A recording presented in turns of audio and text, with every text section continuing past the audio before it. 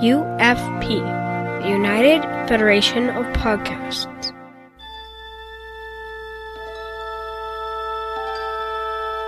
Stand by to receive our transmission. You're listening to Star Trek Weekly News with Tony Robinson.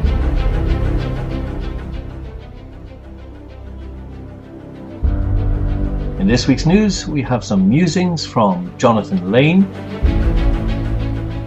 We look at the rebel Spock.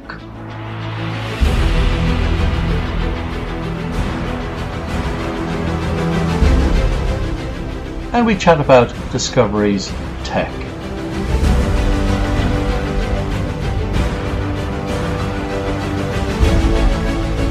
All this and more coming right up.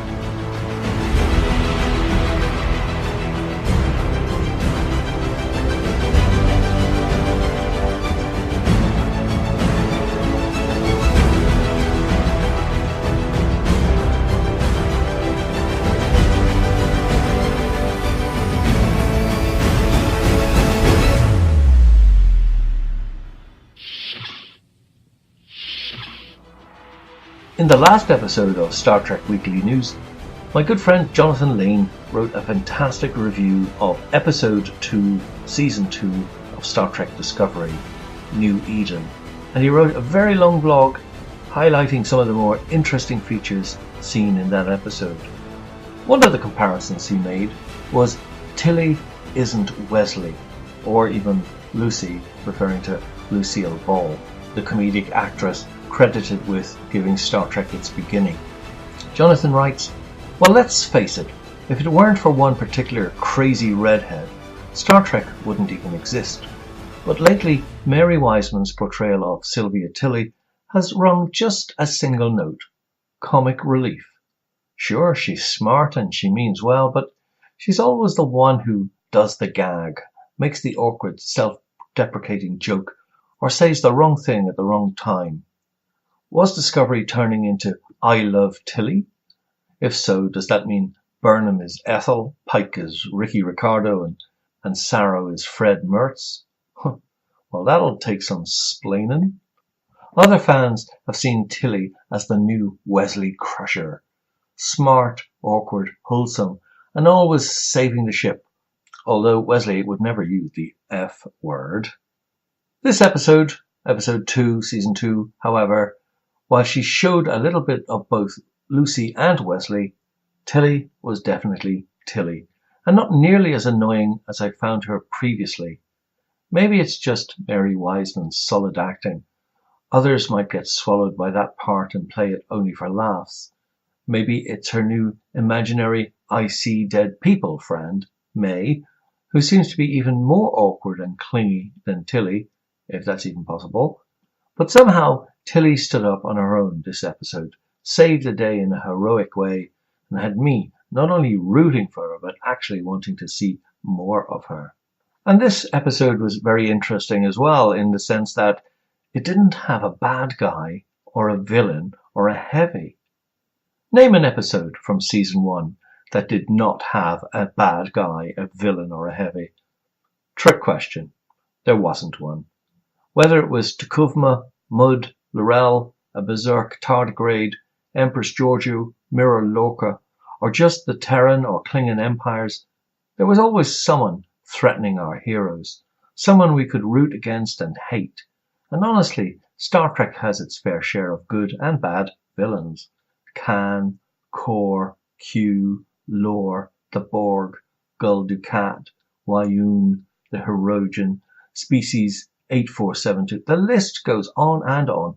But sometimes it's nice just to take a break from all the evil and malevolence of a galaxy that's trying to destroy you and just, explore strange new worlds. This episode, and last episode too, gave us just that. The Discovery is trying to solve a cosmic puzzle. No one is shooting at them. Well, not yet. And because of that, the crew gets to do a little marveling at the mysteries of the universe and use their problem-solving abilities for things like science instead of combat, or science being used for combat. Star Trek was always at its strongest when doing the pseudo-science thing, Sure, some stuff was a little far-fetched. No one's building a Dyson sphere, folks. You need the natural resources of 10 million planets. But Trek wasn't just sciencey enough to seem plausible and inspire young people to learn more. At least that was the case in the 70s and 80s.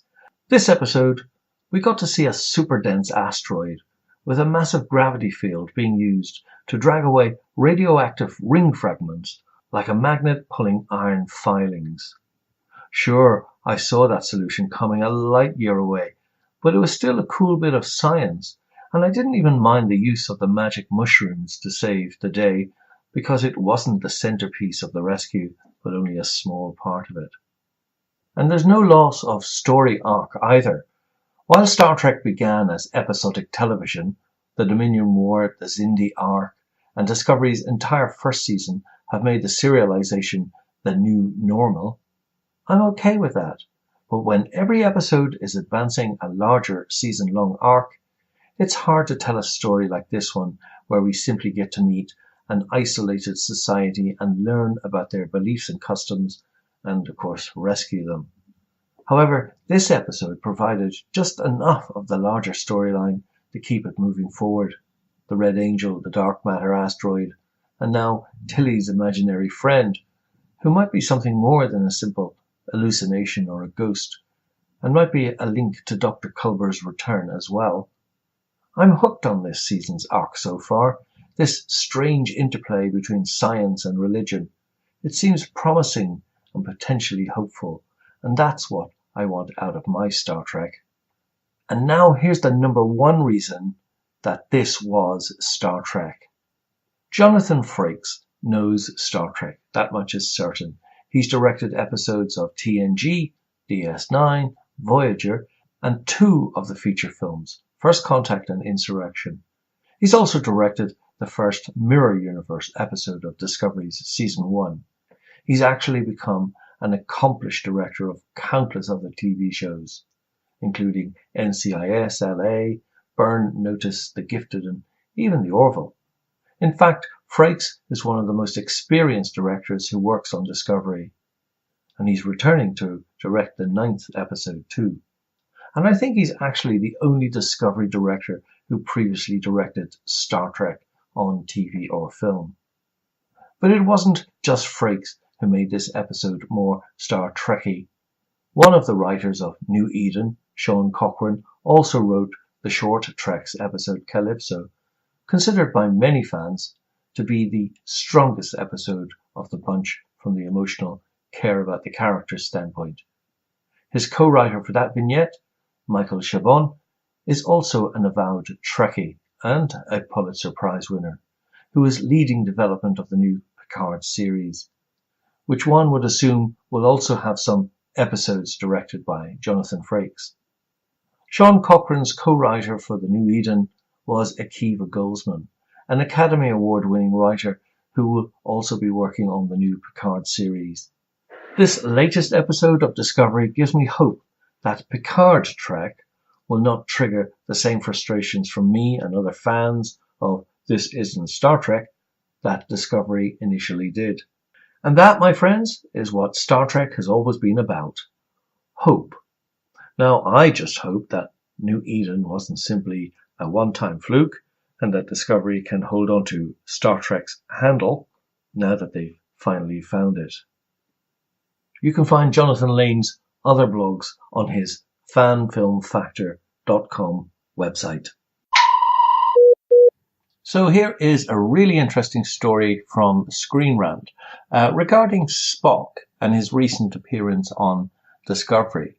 We have seen him as a child in a flashback sequence with Commander Burnham, and we've learned now that he is not actually on the Enterprise but is locked up somewhere in an asylum accused of murder.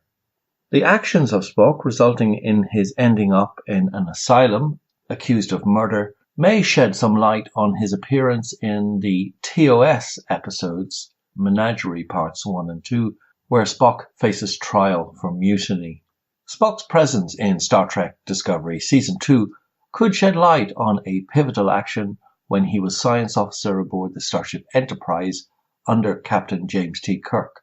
The Vulcan committed mutiny, just like his foster sister Michael Burnham.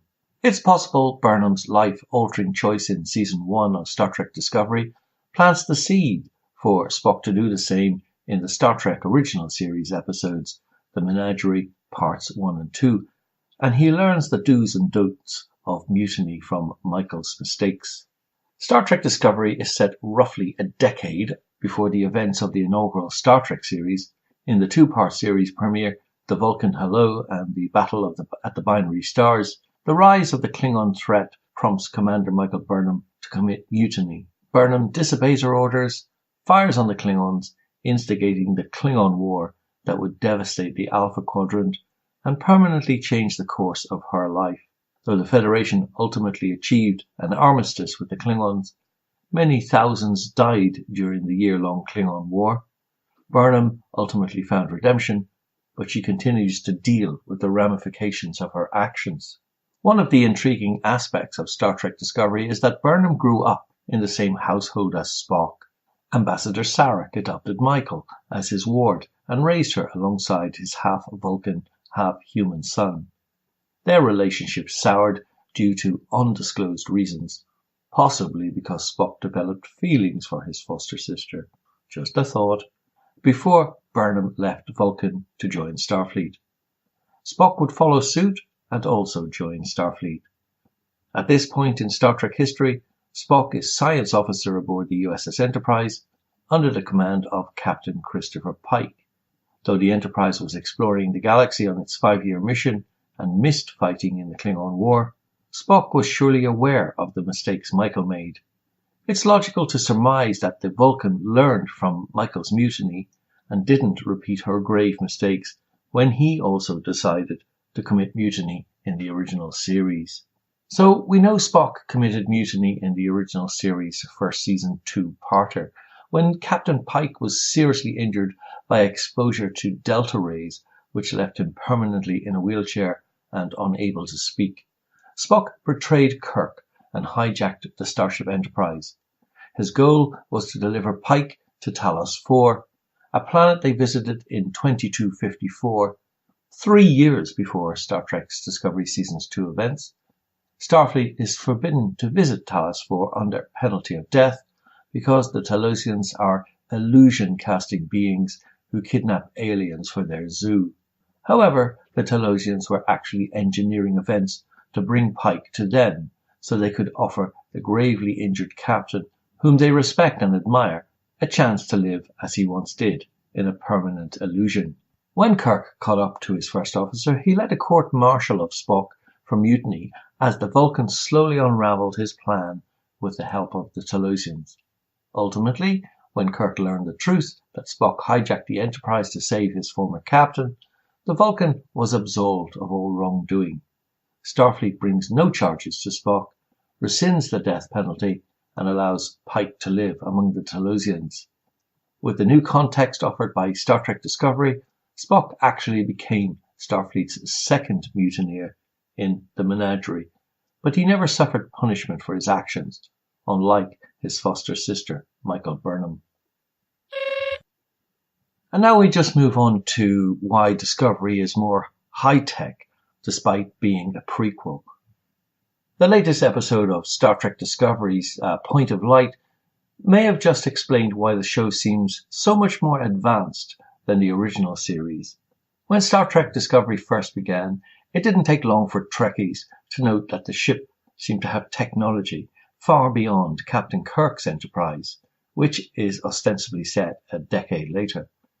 Some of this can be explained away by arguing that Discovery is a science vessel and more likely to have experimental tech, like the spore drive itself, and that may prove problematic and be discontinued. But in truth, it reflects that Star Trek has always been a futuristic series. Back in 1966, massive view screens and handheld communicators were the stuff of science fiction. Nowadays they're commonplace, meaning Star Trek has to embrace new technologies in order for its science to still look advanced. Producer Aaron Herberts has promised that Star Trek Discovery Season 2 will begin to address some of these continuity issues. Point of Light has begun that process.